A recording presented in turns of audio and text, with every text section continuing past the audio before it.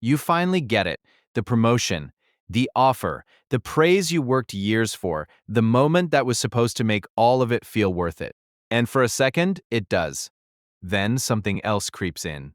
A tightness, a quiet dread, a voice that whispers, "Now they'll find out." You did not expect that. You expected relief. You expected to finally feel safe, finally feel like enough. Instead, the ground feels less stable, not more, as if climbing higher only made the fall longer. And the strangest part is, the better you do, the louder that voice gets. Success was supposed to quiet it. Somehow it feeds it. But the real answer is far stranger than ingratitude or a flaw in your character. The anxiety that arrives with success is not a malfunction. It is an ancient instinct, perfectly logical, firing for reasons buried millions of years deep. For almost all of human history, rising above the group was one of the most dangerous things a person could do, and some part of you still knows it. Let me explain. First, give the feeling its real name. In the 1970s, two psychologists, Pauline Clance and Suzanne Imes, noticed a pattern among highly accomplished people. These were people who had clearly earned their success by every external measure: degrees, awards, positions, and yet inside, they were convinced it was all an accident. They believed they had fooled everyone and lived in terror of being exposed as frauds. They called it the imposter phenomenon. And here is the detail that matters most. It did not strike the people who were failing. It struck the people who were succeeding. The more they achieved, the more certain they became that they did not deserve it. Think how backwards that is. The evidence of your competence keeps growing, and your belief in it keeps shrinking. Why would proof of success produce the feeling of fraud? To understand it, you have to stop looking at the modern office and start looking at the ancient group. For hundreds of thousands of years, your ancestors lived in small bands. Survival depended entirely on staying inside that band, accepted, protected, and fed. And in a small group, standing out was not always a prize. It was a risk. Rise too high, take too much, shine too brightly, and you became a target. You attracted envy. You attracted rivals. You threatened the people above and provoked the people beside you. In a world where the group was your only shelter, being resented was a genuine danger. So evolution did something clever and cruel. It wired you to feel anxious about rising. It built a quiet alarm that fires not when you fail, but when you succeed, when you climb high enough to be noticed, envied, and pulled back down. That alarm kept your ancestors careful.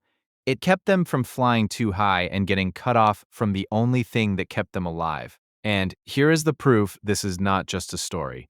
High status in itself is biologically stressful. A neuroscientist named Robert Sapolsky spent years studying baboons in the wild, measuring the stress hormones in their blood as they moved up and down the social hierarchy. He upended the idea that being on top means being relaxed. In unstable hierarchies, holding a high position came with its own heavy load of stress. The climb was hard. The summit was harder, because at the top, you are no longer fighting to rise. You are fighting not to fall. When you have nothing to lose. Every step up adds something precious, and every precious thing becomes something that can be taken away. The anxiety of success is, in large part, the anxiety of having something to protect for the first time. Two researchers, Daniel Kahneman and Amos Tversky, discovered one of the most important truths about the human mind. They called it loss aversion. They found that losing something hurts us far more than gaining the same thing pleases us. The pain of dropping $100 is sharper than the joy of finding it. We are not built to maximize gain.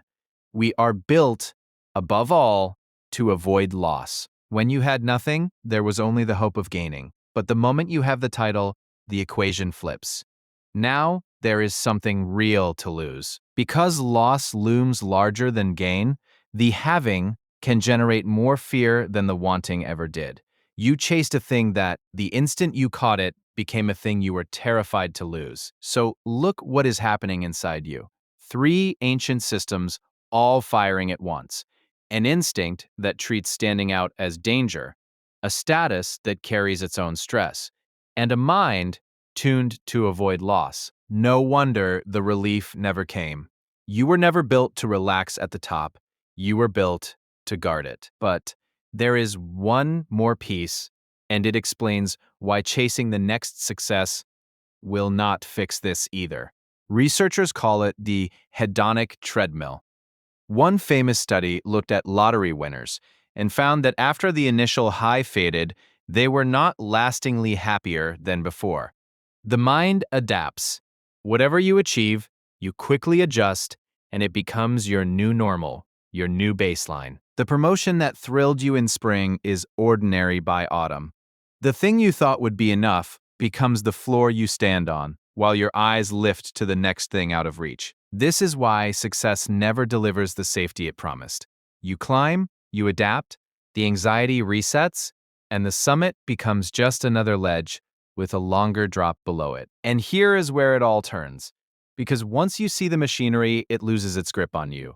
That dread, when you succeed, is not evidence that you are a fraud. It is evidence of the exact opposite. The imposter feeling does not chase the incompetent. It chases people who are growing, rising into rooms bigger than the ones they came from. The anxiety is proof you are somewhere new, somewhere high, and exposed precisely because you climbed. The voice that says they'll find out is not the truth about your ability. It is an old alarm built for a small and dangerous group, going off in a world that no longer works that way. You do not live in a band of 30 where envy means exile. Standing out will not get you cast into the wilderness to die. The threat the alarm is screaming about ended long ago. But the alarm does not know that. It only knows you rose, and rising has always meant danger. So the feeling was never a sign to shrink. It was a sign you moved. The anxiety is the price of altitude, and feeling it does not mean you are falling. It means you climbed high enough for the old fear to find you. So the next time you finally get the thing, and instead of relief that quiet dread creeps in, the voice whispering they're about to find you out, do not believe it is the truth about who you are. You are not a fraud.